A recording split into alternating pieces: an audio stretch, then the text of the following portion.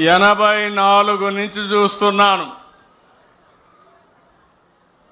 ఆ రోజు ఎక్కడో రాజీవ్ గాంధీని హత్య చేస్తే మాచర్లలో ఉండే రౌడీలు ముఠా నాయకులు ఇక్కడ ప్రజల ఆస్తుల్ని విధ్వంసం చేశారు. అవునా కాదా అని మిమ్మల్ని అడుగుతున్నా. ఈ మాచర్లలో ఇటీవల కాలంలో ప్రజాస్వామ్యం లేదు, ఎన్నికలు లేవు.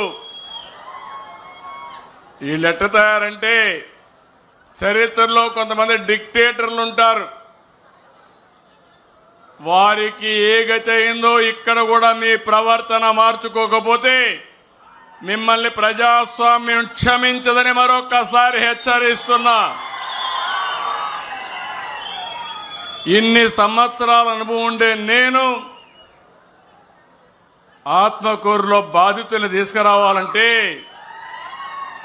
ఇక్కడికి తీసుకురాలేక గుంటూరులో క్యాంపు పెట్టి నేను రావాలంటే మా ఇంటికి ఆ రోజు తాళ్లు కట్టి రానీయకుండా చేశారు.